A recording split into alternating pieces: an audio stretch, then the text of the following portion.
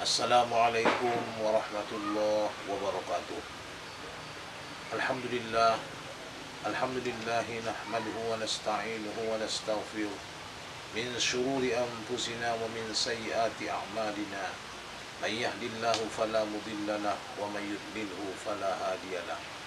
Asyhadu an la ilaha illallah wahdahu la syarika lahu wa asyhadu anna Muhammadan 'abduhu wa rasuluhu man la nabiyya ba'dahu. Allahumma salli wa sallim ala sayyidina Muhammad wa ala alihi wa ashabihi wa man tabi'a sunnatah. Marilah kita memanjatkan puja dan syukur kehadirat Allah Subhanahu wa taala. Dalam kali ini kita masih diberikan kesehatan, kesempatan sehingga kita dapat menyambung silaturahmi kita lewat YouTube yang pantas kita syukuri ini. Salawat salam marilah sama-sama kita tuliskan kepada beliau junjungan alam dan besar Muhammad sallallahu alaihi wasallam selaku suri teladan contoh bagi kita semua. Karena sosok pemimpin nomor satu dunia akhirat, beliaulah sang junjungan kita, Habibuna wa Sayyiduna Muhammadun sallallahu alaihi wasallam. Hadirin, dalam hidup dan kehidupan ini banyak liku-liku yang kita hadapi. Banyak berupa tantangan hidup yang kita lewati. Ini semua adalah merupakan satu tanda dan satu alamat bahwa kita adalah benar-benar bahagian daripada hamba yang fana, bagian alam yang selalu banyak perubahan. Namun di antara perjalanan perubahan tersebut, kalau kita mampu menjadikan itu sebagai momentum hidup, menjadi pengajaran dan mawaiz kepada kita, segala tantangan yang kita hadapi, kita lewati dengan sabar, kita tantang dengan memperkuat iman dan keiktikatan yang sahih kepada Allah Subhanahu wa taala, maka insya Allah tantangan itu akan memberi nilai tersendiri kepada kita. Allah mengungkapkan hal ini di dalam ayat suci Al-Quran.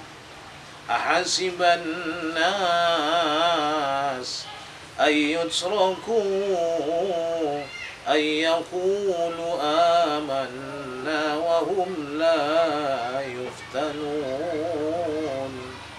Disangka hambaku itu kalau dia menadah tangannya mengakui, ya Allah, saya adalah hambamu yang beriman, sayalah hambamu yang takwa. Mereka pikir itu sudah saya terima, mereka pikir itu sudah saya ridhoi, saya berikan jempol kepada mereka. Belum. Wahum la yuftanun, karena mereka belum saya uji, kata Allah Subhanahu wa taala. Anak-anak yang kita serahkan kepada sang guru-guru, mereka diajari dan diasuh, mereka takkan mendapat diri khusus di lapornya kalau mereka belum melewati yang namanya sebuah ujian. Begitulah halnya kita sebagai hamba Allah, perjalanan hidup yang sebentar ini. Kadang Allah memberikan kepada kita umur, ada yang 70 tahun, ada umurnya 60 tahun. Ini sebenarnya adalah hanya umur lampiran. Umur ya ibarat judul satu buku hanyalah merupakan sebagai umur judulnya saja. Namun umur hakikat yang sebenarnya adalah potong sebelum masa dewasa 15 tahun. Kalau kita berumur 60 tahun, berarti tinggallah dia 45 tahun. Ya, sampai umur berapakah kita dikatakan masih fit semua tenaga? Belum ada yang rusak persendian kita.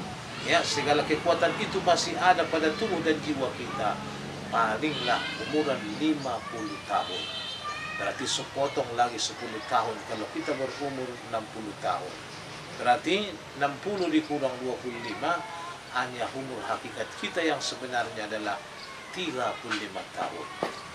Hadirin, cobalah berikhtiar, berusaha, lewati segala rintangan-rintangan kerikil tajam yang menghambati kadangkala perjalanan hidup kita dengan berbagai macam alasan dan jawaban daripada ujian tersebut, supaya kita termasuk tadinya adalah menjadi cemeti dan cambuk kepada kita ujian yang Allah berikan agar meningkat nilai iman dan kualitas ketakwaan kita, kedekatan hati kita kepada Allah Subhanahu wa taala.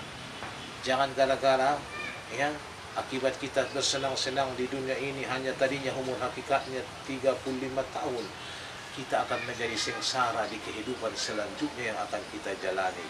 Kita sengsara di alam kubur, kita sengsara di alam mahsyar, bahkan menjadi kadangkala penjara abadi neraka itu buat seseorang yang melakukan musyrik selama-lamanya.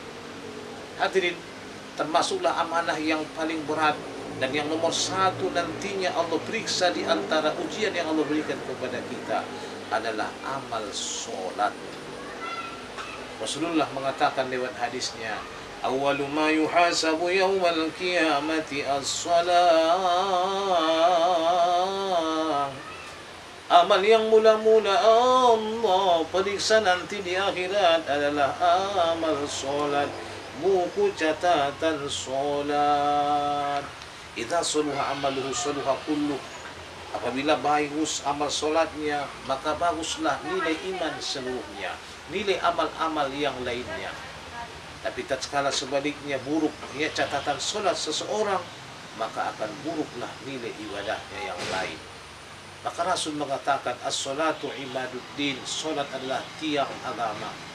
Sebuah bangunan yang tidak kokoh tiangnya akan rubuh bangunan tersebut. Tidak akan jadi dia berdiri dengan begitu megah.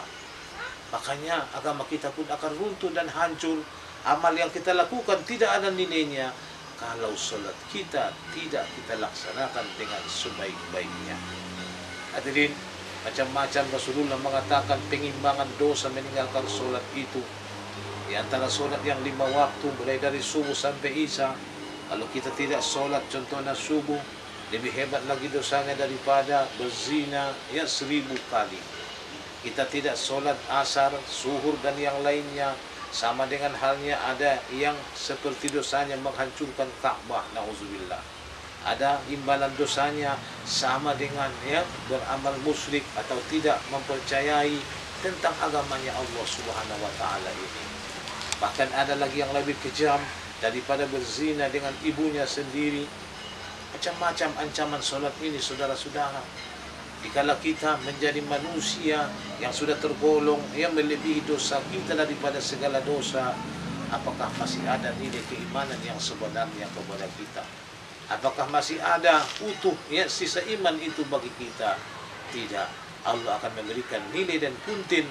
Berarti solat kita adalah tidak benar, keimanan kita tidak sahih, maka kita adalah termasuk daripada golongan orang yang kufur. Akan menjadi penjaralah neraka buat kita selama-lamanya. Pada masa ini di Jakarta ya banyak yang banjir, tapi kita di Mandailing Natal kemarau. Saya sangat takut jika kemarau ini berlanjut 2 minggu lagi, akan banyaklah yang kering sumur setiap warga pedesaan, termasuk di desa tercinta Mumpang Julu ini. Ini semua jangan kita menyalahkan ya, menyalahkan Tuhan. Kita jangan menyalahkan alam yang begitu bergeser dan berpindah. Tapi ini Allah kembalikan kepada kita.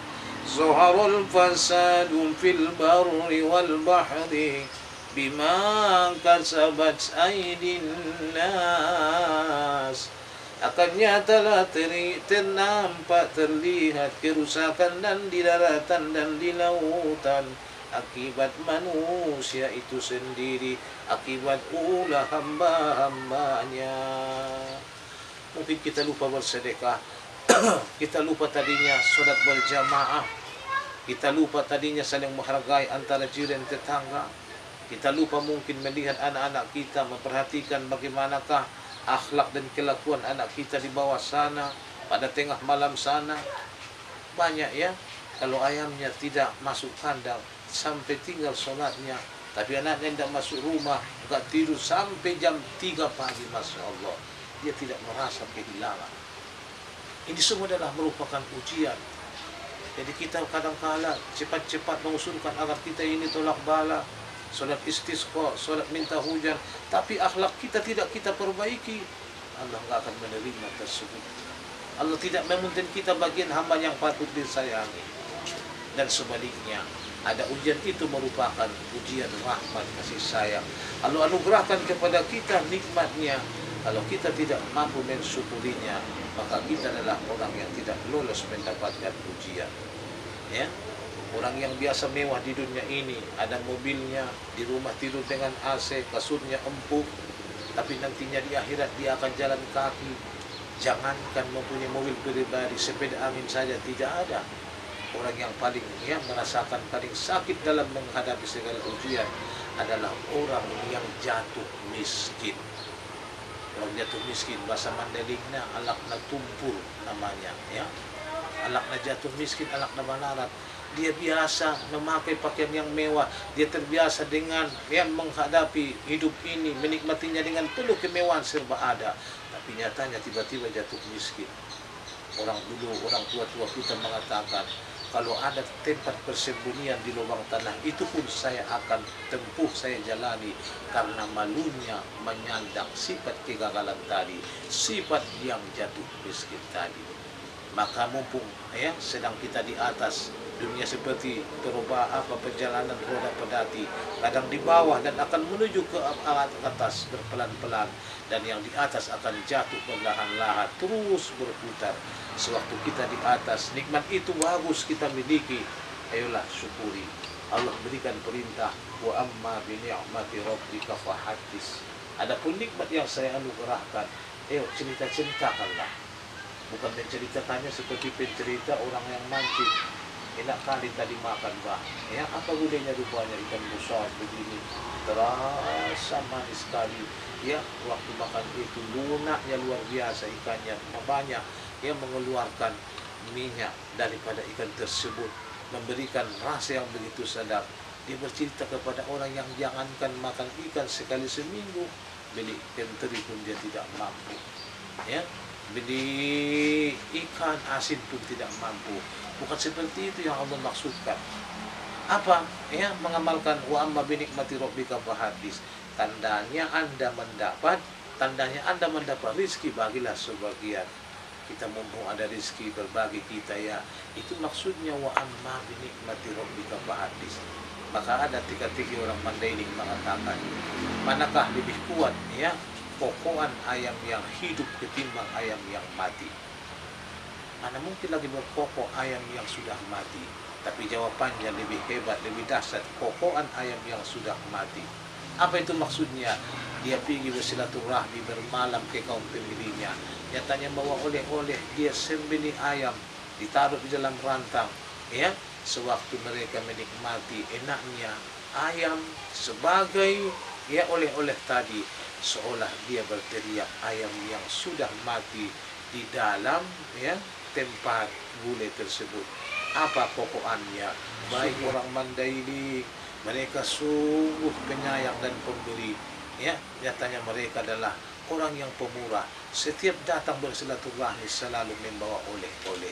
Itulah kokoannya. Itu yang dimaksud, lebih kuat kokoan ayam yang sudah mati ketimbang yang masih hidup. Saudara-saudaraku, istri, anak, semua anugerah yang Allah berikan kepada kita. Seperti yang saya ungkapkan kemarin, syukurilah. Bersyukuri tanaman yang ada. Seringlah nikmati. Anda duduk-duduk di sampingnya sambil bertasbih, subhanallah walhamdulillah. Berikan pupuk dan makanannya, berikan air siramannya, karena mereka sama dengan kita. Yang ini semua kalau ada penyelewengan, kita mengurung seapa burung di sangkarnya, mereka mereka tidak akan mengalami alam kebebasan lagi. Banyak pertanyaan nanti akan disidang di mahkamah Allah Ta'ala. Jawabannya agar kita lolos dari sidang tersebut di mahkamah yang tidak ada daging sama sekali, selain hanya qalbin salim, hati yang bersih penuh sejahtera yang akan kita bawa. Tentunya kita akan mendapat kesulitan terbesar nantinya di hadapan Allah. Segala macam ujian kalau masalah perkara, waktu sidanglah yang paling rumit. Kenapa? Besok akan sidang, di mana ada dukun yang paling hebat, mana ada ajian yang paling dahsyat. Kemana kita meminjam uang agar kita diberikan sogokan, sudah ada uangnya. Siapakah daging kita yang paling besar, mempunyai garis atau pangkat dan sebagainya. Kalau sudah melewati ujian, dipoting dengan dipenjara 10 tahun, keresahan kita mulai berangsur. Dia rasakan sendirilah di sana. Itu kan akibat ulahnya, kata orang tuanya, kata istri, anak dan suaminya.